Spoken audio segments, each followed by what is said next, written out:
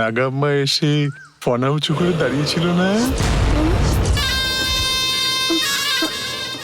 নাগমা তো আমার স্বপ্নে এসেছিলেন, একথা আপনি কি করে জানলেন?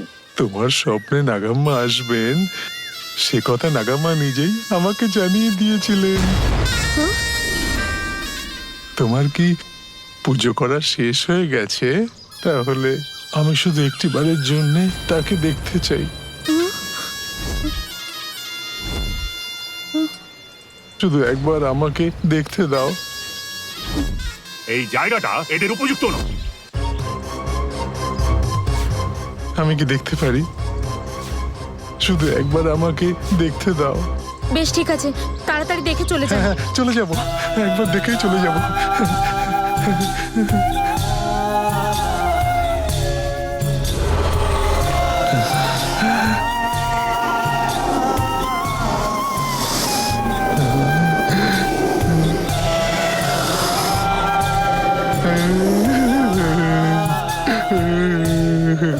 দেখা হয়েছে আপনার? খুব ভালো আছে। দেখুন, এবার উঠে পড়ুন। আপনি শুনছেন? উঠুন বলছি, উঠুন, উঠুন না। আমি দেখেছি, আমি ওকে দেখে নিয়েছি। হ্যাঁ, আমি দেখেছি। শুনুন। হ্যাঁ। দেখি তো আপনাকে পুরো ভালো বাড়ির বলেই মনে হচ্ছে, কিন্তু জেঠু কেন তাহলে আপনাকে দেখলেই রেগে যান এভাবে? হ্যাঁ, ও ভালো আছে, ও ভালো আছে। আমার জন্য এটাই যথেষ্ট। ভালো আছে। আমি এক জিজ্ঞেস করছি, আরেক উত্তর দিচ্ছেন আপনি। সে তো ও বলবে, সব প্রশ্নের জবাব তো ওই দিতে পারবে। ঠিক আছে ঠিক আছে, আপনি তাড়াতাড়ি চলে যান। জেঠু আপনাকে দেখে ফেললে বিপদ হয়ে যাবে। চলে যাব। খাবার জন্য একটু প্রসাদ দেবে না? আচ্ছা, একটু দাঁড়ান। এই নিন প্রসাদ। হ্যাঁ, না না, আমি এই খাবার চাইনি। তাহলে কি চাই বলুন? আমার একটু রক্ত চাই। আপনি একই চাইছেন? মাত্র এক বিন্দু রক্ত দাও আমাকে। না বলো না মা, শুধু এক বিন্দু রক্ত দাও আমায়।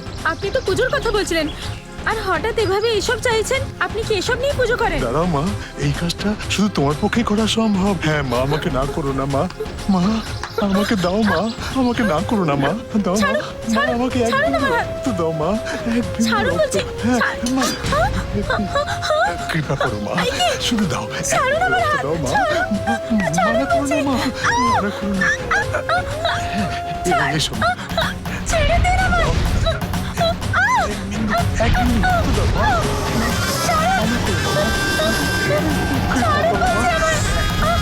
আমার হাত ছেড়ে দিন। আপনি কি করছেন? মানা করো না মা। কি করছেন আপনি? এক বিন্দু রক্ত দাও মা। মাত্র এক বিন্দু। ছাড়ুন। ছাড়ুন আমার হাতটা। কি করছেন? ছাড়ুন বলছি। এক বিন্দু রক্ত দাও।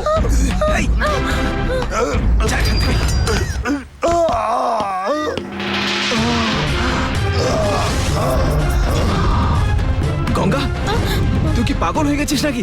ওকে ঢুকতে কেন দিয়েছিস তুই? যা, ভেতরে যা। বললাম না যা। ও আসবে। যা, বেরো এখান থেকে। ওর আসার সময় হয়ে গেছে। ও আসবে, খুব শিগগিরই আসবে, দেখে নিও।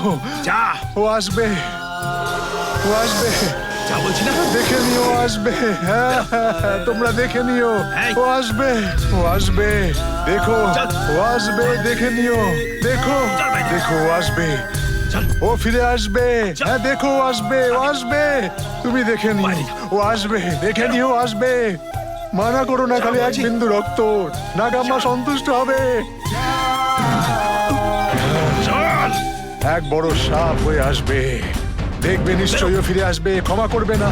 ও ফিরে আসবে, অভিশাপ হয়ে ফিরে আসবে। দেখবে, দেখবে ও ফিরে আসবে, এক সাপ হয়ে ফিরে আসবে। ও কাউকে না জানিয়ে ফিরে আসবে। দেখবে, ও কাউকে ছাড়বে না,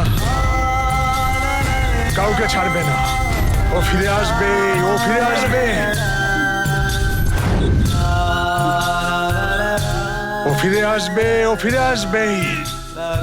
দেখবে, ও ফিরে আসবে, ও ফিরে আসবে, ও ফিরে আসবে, ও ফিরে আসবে। তোমরা দেখে নিও।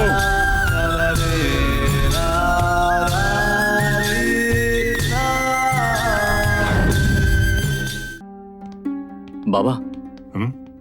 কি হলো রে বাবা? আমি একবার মুরুদেশ্বরের মন্দিরে যেতে চাই বাবা। সে কি রে, তুই দেবস্থানে যেতে চাস এ কথা শুনে তো আমি আশ্চর্য হয়ে যাচ্ছি।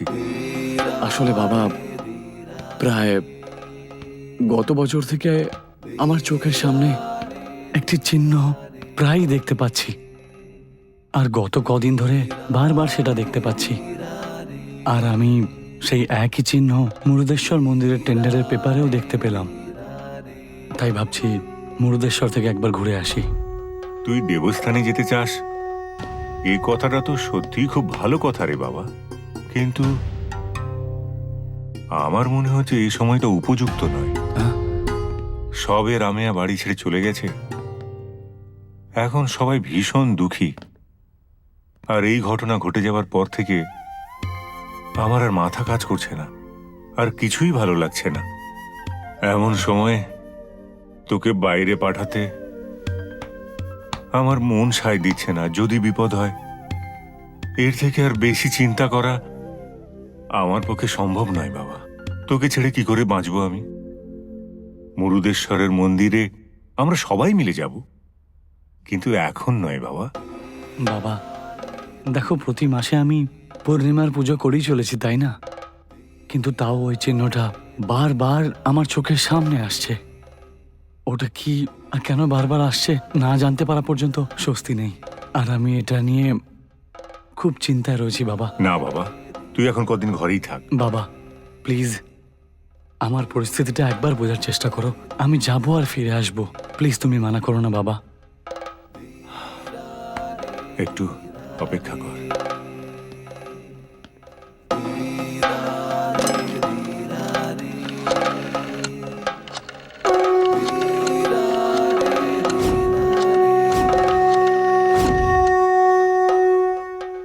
ওম মহাকালী কালিকা দেবী নমঃ। হ্যাঁ বলো রাজশেখর। স্বামীজি, একটা গুরুত্বপূর্ণ বিষয়ে কথা বলার ছিল।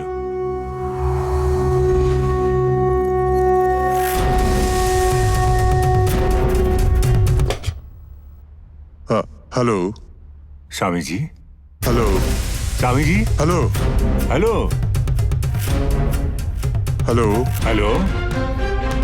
এটা কি হলো?